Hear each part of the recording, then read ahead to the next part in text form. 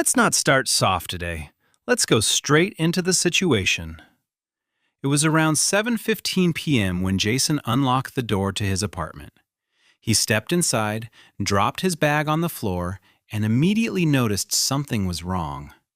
The air felt heavy, too warm. He walked to the thermostat. Blank. That's not good. He tapped it. Nothing. He tried the lights. Working. So it wasn't power. He walked to the kitchen, opened the fridge. Warm. Now it was clear. The power is fine, but something's off. He checked his phone. No messages, no notices. He sat down for a second, thinking. Did I miss something? Then he remembered. 2 weeks ago, the landlord mentioned something about maintenance, but no date, no confirmation. Jason stood up again, now frustrated. Okay, this is not acceptable. He picked up his phone and called the landlord. Ring, ring. Hello? Hi, this is Jason from Unit 304. Yeah, what's going on? I just got home and the heating system isn't working. Yeah, we had some maintenance work today. I understand that, but nobody told me it would affect my unit. It was a building-wide issue. That's exactly my point. I should have been informed. It should be back by tonight. Should be is not very reassuring. I'm not trying to be difficult, but I'm paying full rent here. I get that. And right now, I don't have heating and my food is going bad. Look, the technicians are still working on it. Do you have an estimated time? Maybe a few hours. That's still very vague. Is there any backup solution? Like what? Temporary heating? Compensation? Anything? We usually don't provide that unless it's long-term. So what am I supposed to do in the meantime? Just give it a bit more time. I've already given it time. I just walked into this situation with no warning. All right.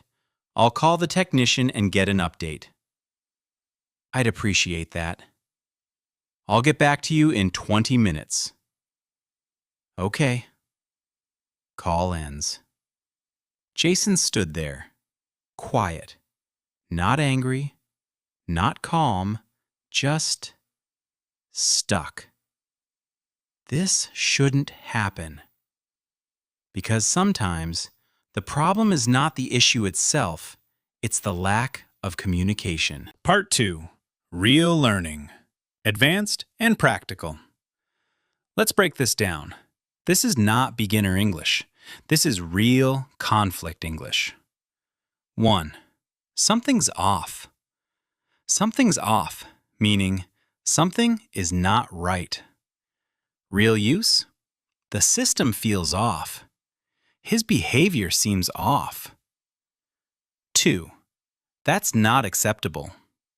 That's not acceptable. Strong but controlled. Use when? Check service issue. Check unfair situation. 3. I understand that, but... Gold structure. Why important? Check shows respect. Check allows disagreement. Example, I understand that, but this affects me directly. 4. I should have been informed. I should have been informed. Grammar. Passive plus modal. Meaning, they should tell you. 5. That's exactly my point. That's exactly my point. Use when? You want to emphasize. 6. That's not very reassuring. That's not very reassuring. Meaning, not comforting. 7. I'm not trying to be difficult. I'm not trying to be difficult. Very important. Use before complaint. 8. Do you have an estimated time? Do you have an estimated time? Professional question. 9. That's very vague. That's very vague, meaning unclear. 10. What am I supposed to do? What am I supposed to do? Strong emotional sentence. 11. I'd appreciate that. I'd appreciate that. Polite grammar. Inside this story. Passive voice. I should have been informed. Modal, should. You should tell me. Softening language. I'm not trying to be difficult. Shadowing. Something's off. That's not acceptable. I understand that, but I should have been informed. That's exactly my point. That's not reassuring. I'm not trying to be difficult. Do you have an estimated time? That's very vague. What am I supposed to do? I'd appreciate that. Final ending. Different style. Real life is not polite, but your English must be controlled. You don't need to shout. You don't need to argue.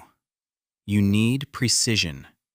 Because the difference between sounding emotional and sounding professional is just a few sentences. And those sentences, you are learning right now. Stay with Global Language Podcast.